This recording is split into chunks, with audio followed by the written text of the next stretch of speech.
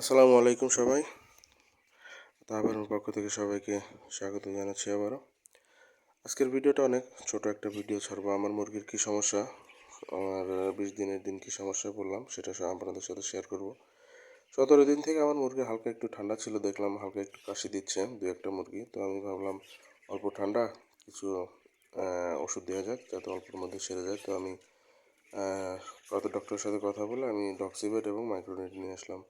মাইক্রোনিট নিয়ে এসে সেদিন 17 দিন রাতের থেকে মাইক্রোনিট এবং ডক্সিবেট দিলাম। তারপর মাইক্রোনিট এবং ডক্সিবেট দেওয়ার পরে ভালো খুব একটা রেজাল্ট পাইনি আমি কালকে পর্যন্ত। 19 দিন পর্যন্ত কালকে দিন গেছে, আজকে সকাল 6টা বাজে।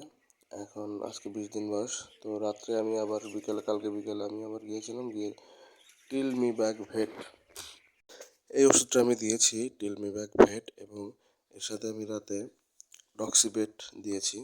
টিলমিব্যাক ভেট 1 মিলি 2 লিটার পানি এবং ডক্সিবেট 1 মিলি 1 লিটার পানি দিয়ে আমি রাত্রে দিয়েছিলাম। তো আলহামদুলিল্লাহ সকালবেলা অনেক ভালো মনে হচ্ছে। তো তো ভাবলাম আপনাদের সাথে এই বিষয়টা শেয়ার করি, যেহেতু ঠান্ডার দিন এবং অল্প ঠান্ডাতেই বড় কোনো অসুখ লেগে যেতে পারে মুরগির। যেহেতু আমি বালুতে মুরগি দিয়ে পালছি, আমার 17 দিন 16 দিন পর্যন্ত কোনো ঠান্ডা লাগেনি। আর ব্রয়লার মুরগির ঠান্ডা লাগবে এটাই স্বাভাবিক। ব্রয়লার মুরগি যদি ঠান্ডা না লাগে সেটা অস্বাভাবিক, কিন্তু ব্রয়লার মুরগির ঠান্ডা লাগবেই। এটা 17-18 দিন 20 দিনের মধ্যে ঠান্ডা লাগে এবং সর্বোচ্চ অনেক দিন শেষ পর্যন্ত থেকে যায়। অনেকের ঠান্ডা ভালো হয় না, কিন্তু আবার দেখা যায় 2 থেকে 3 দিন ওষুধ খাওয়ালে অনেক সময় ভালো হয়ে যায় গরমের মধ্যে। কিন্তু যেহেতু এখন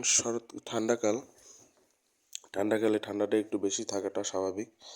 তো অবশ্যই সবার একটু ঠান্ডা লাগা দেখলে বা মুরগি খ্যাঁক খ্যাঁক আওয়াজ করলে সবাই অবহেলা না করে অবশ্যই ডাক্তারের সাথে পরামর্শ করে ভালো একটা ওষুধ এনে দিবেন।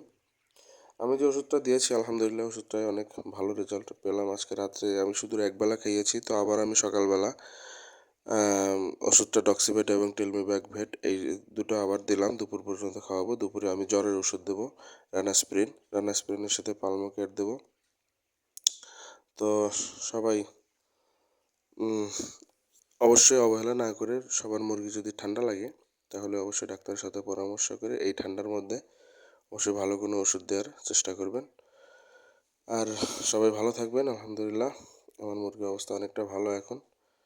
সবার কাছে দোয়া চাই এবং সবার জন্য দোয়া রইল, আমার জন্য দোয়া করবেন। আসসালামু আলাইকুম রহমতুল্লাহ বরকাতুহ।